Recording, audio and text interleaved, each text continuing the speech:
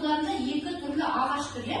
Осы ағашқа қарап, өз ойларыңды айта қойыңдаршы, кім айтады? Жақсы, Нұрай айта қой. Бір ағаш тік болып өскен, өйткені оған адамдар көңіл бөлген, және де оны күнде суарып отырған. Ал екінші ағаш, оны табиғат өзі өсірген. Ол жердегі сумен қоректеніп, сол сумен су ішіп, өзі өскен. Сондықтан ол қисық болып өскен. Жақсы, рахмет. Тағы да кім өз ойын айтады? Ғалымжан айта қой. Ағаштарға да адамдарға сияқты тәрбие керек. Дұрыс тәрбие алған ағаш түзу болып өседі. Ал дұрыс тәрбие алмаған ағаш қисық болып өседі. Жақсы. Тағы да кім айтады өз ойларын? Диана айта қой. Бұны бір сөзбен бағып қағуда көп мағына деп айтуға болады. Мысалы, адамдар болады, біреуі өсіргісі келеді, ал екіншісі өсіру білмейді. Мысалы, біріншісінде ол адамдар әдемілеп, су қойып, жылу барлығын берген, ал екіншісіне ол өзі қисық өскен. Жақсы. Тағы кім өз ойын айтқысы келеді, балалар? Кім айтқысы келеді? Қадиша айта қой. Бірінші ағашты адамдар өздері суарып, және де артық өскен ағаштардың бұтақтарын кесіп өсірген. Күтім жасаған, иә? Жақсы. Ал екіншісі далада біздің ауламызда өскен ағаш секілді. Өйткені оған ешкім қарамайды. Суды және қоректі ол табиғаттан алады. Оның бұтақтарын ешкім кеспейді, өйткені ол далада тұрған ағаш.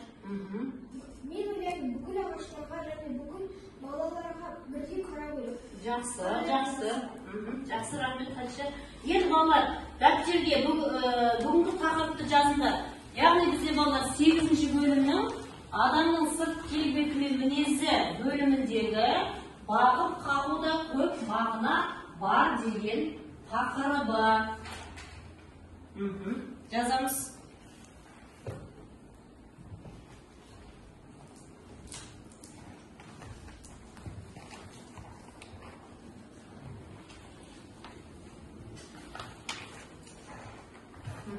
Енді балалар қараңдар, сендердің кітаптарында Ыбырай Алтынсариннің «Бақша ағаштары» деген әңгімесі тұр. Көріп отырмыз ғой? Барлығымыз ашамыз кітабымызды.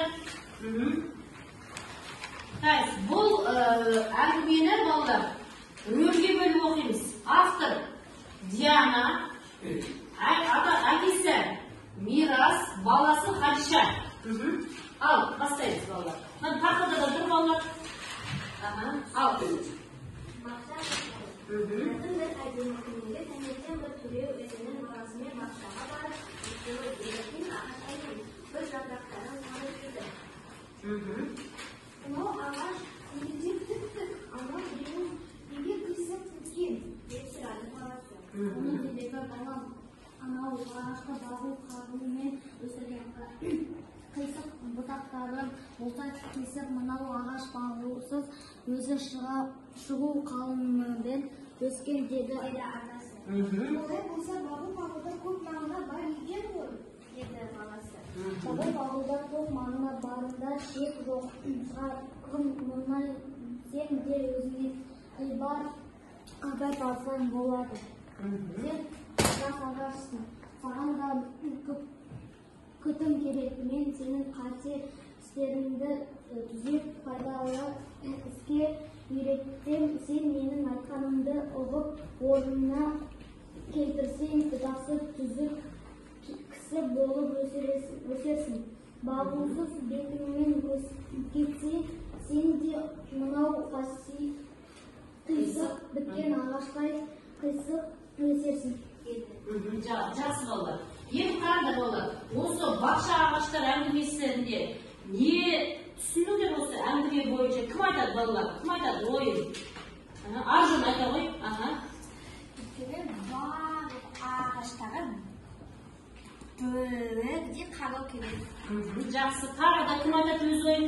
Осы әңгіме бойынша балалар, осы бақша ағаштары әңгімесі бойынша. Қадиша, басқа балалар қатысып отырыңыз балалар. бағу қағуда өте мағынасы өте көп. Балаларды жас басынан бастап көп нәрсеге үйрете беру керек. Өйткені бетімен келсе, өскен кезде оны түзету өте қиын болады деген мағынада. Жақсы, дұрыс айтады балалар. Хадиша, рахмет. Енді балалар қараңдар. Бүгінгі бізде жазыңдар балалар сан есім. Яғни сан есім дегеніміз не? Заттың санын, ретін білдіретін сөздердің сан есімдер дейміз.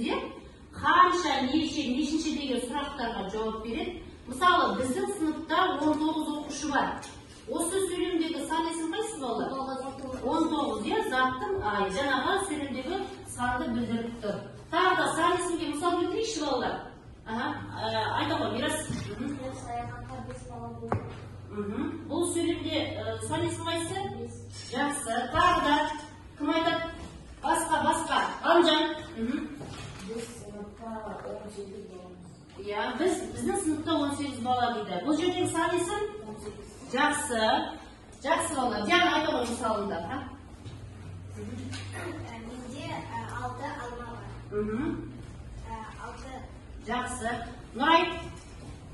Менде 7 адам бар. Сан есім? Жақсы. Енді балалар қараңдар.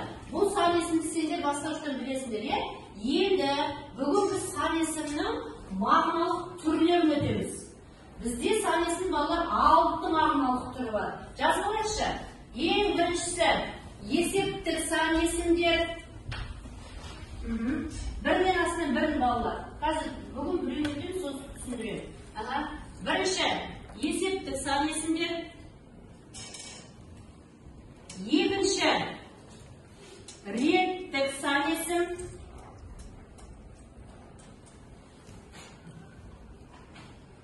Реттік сан есім. Үшінші қандай сан есім екен балалар? Үшінші қараңыз. Жинақтық сан есім. Жақсы.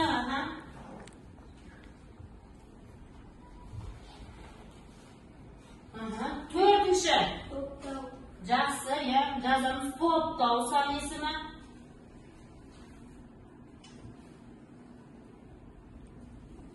Бесінші болжалдық.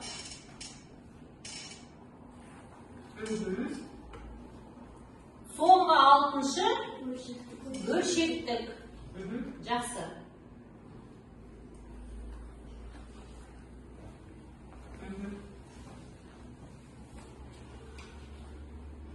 Енді олар қараңдар.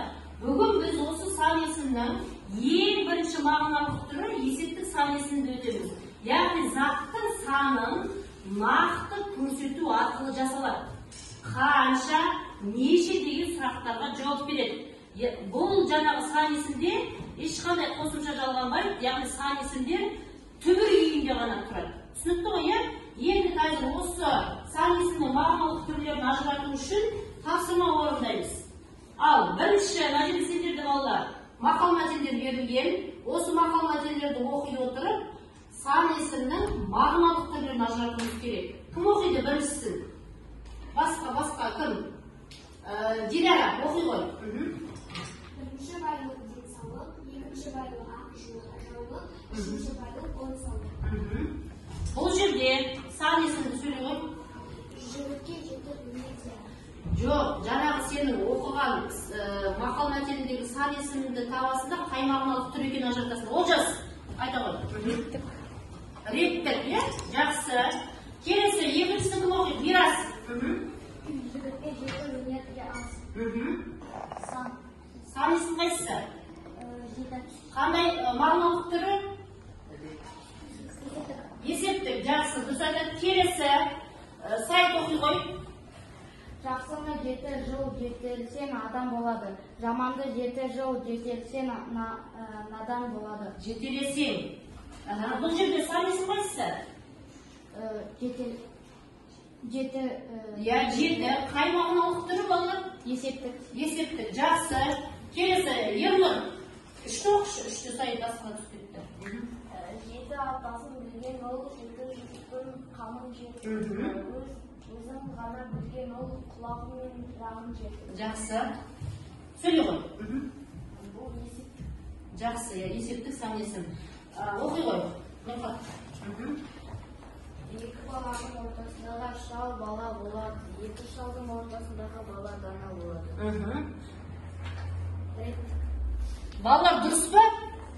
Отыра ғой. Кім айтады? Кім жөндейді? Кім? Аружан айта ғой. Есептік санасы. Жақсы, біз айтады есептік санесіне түбір күйінде жаңағы нақты айтып тұр. Соңғысын кім оқиды? Мирас оқи ғой. Осында 3 күн сынама 3 жыл сынама. Есептік санесын. Жақсы. Балалар, осы жердегі жеті санесіне сақтайды аударыштап жүрейікші. Кім шығады? Кім шығады балалар? Нұрай, шыға ғой. Барлығымыз дәптерге жазамыз балалар.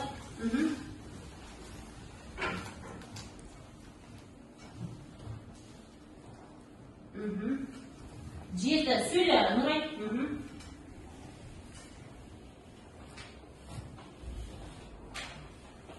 Бірінші бізде дара. Жоқ, балалар, бірінші тұлғасына қалай бұл жерді? Негізгі, жақсы. Жақсы. Екінші дара. Жақсы, иә.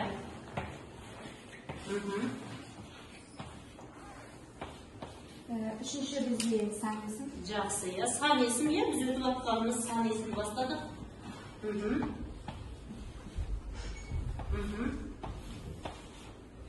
Төртінші бізде есептік. Иә, сан есімнің мағыналық түрі есептік.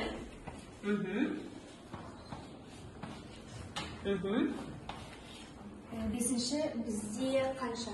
Иә, сұрақ қойыңыз.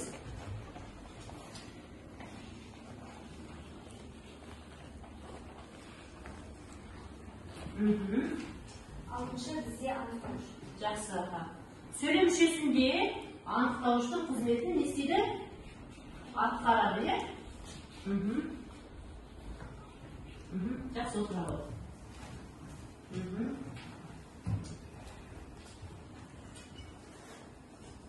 Жас болды ғой балалар? Жақсы, рахмет.